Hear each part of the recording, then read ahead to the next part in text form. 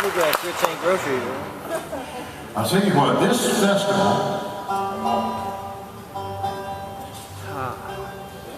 this festival is held in memory of Gamble Rogers. And I haven't heard any of Gamble's stories performed on stage this weekend, so we have this one for you. Gamble's most famous story, most popular story. It's wonderfully put together. And the man had a way with words. How many people here saw Gamble perform on stage? Great. And you may recognize this.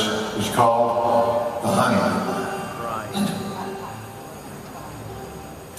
It is often my privilege as a modern-day 20th century troubadour, crisscrossing the length and breadth of this grand and glorious, bountiful, beautiful, I'm so glad to say no longer bicentennial land of ours, to perform north of the Mason-Dixon line, where I'm always glad to say I'm well received by my Yankee brethren.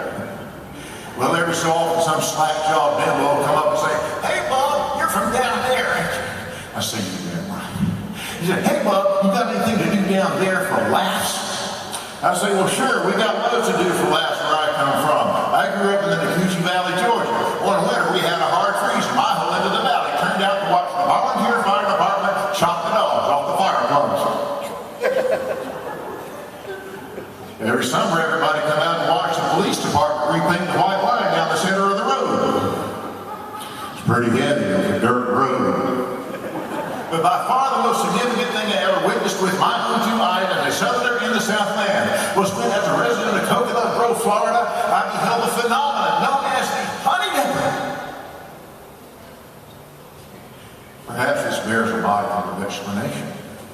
You'll see them glistening in plastic enfilade, each one about the size of a common chifferoad split vertically in two, each with a pyramidal roof to which is affixed a sturdy galvanized lifting eye, each with a private door unrelieved by even so much as the traditional half-moon motif, but a door emblazoned instead with some racy commercial vulgarism such as "Johnny on the spot," or "the only way to go."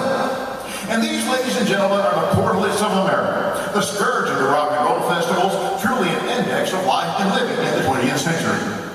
Now, I used to think, like maybe you did, that when the portlet contractor wins the bid and places the portlets around the construction job site, that his work is done. But no, this is just when his job begins. And this is where the Honeydipper comes into play.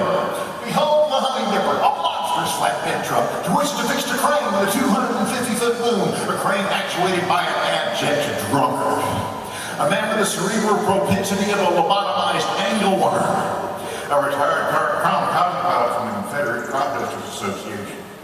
And whenever the Honeydipper was seen to plow forth through the streets of our community, all the good old boys and good old girls come bouncing off the bar stools, load up on that cheap booze and fling it in the back of their beach buggies, run over to the nearest payphone and royal out their latest Celtic affiliate, and go coursing through the streets in a wild snake dance, cheering the Honeydipper operator on to ever newer and greater exploits of aerial daring do. On this day of days, the Honeydipper drew up adjacent to a 17-story condominium with a portlet glistening gray alike at every station. The crane operator took a preparatory bottle of scotch, placed the bottle down with solemnity, and expertly wafted the primary portlet down to the bed of the Honeydipper, where it was summarily refreshed, and returned to its prior situation. So with the second, the third, the fourth, the fifth, it was a ho-hum drum affair. The crowd was restless. They had not been given that for which they lusted. Excitement, showbiz, boogie fever. They got when they wanted to the 10th station. The crane operator totally flung the portlet in a magnificent loop-the-loop in the sky. The crowd was up, a cheering animal, satisfied. At the 17th station, the crane operator, his brain reeling in alcoholic fulmination, recalling his halcyon days of the great skunk pilot, flung the penultimate portlet 3,000 feet out over Biscayne Bay in the most dazzling display of aerial arabesques ever witnessed in South Florida. Lazy Eights, loop-the-loops, barrel house rolls, a chandelle to a hammerhead stall, and a perfect one-point landing. And at precisely the moment of impact, the door to the portlet was seen to come ajar. And a chalk-faced construction worker in hard hat with a Playboy magazine over his lap fell out and then fainted. I get pretty tired of people asking if we got anything to do down home. We can watch the Honeydipper.